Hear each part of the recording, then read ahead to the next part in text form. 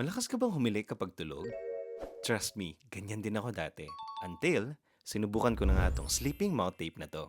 Asa 32,000 sold items lang naman siya. Tapos, may buy two, get one free pa sila ngayon.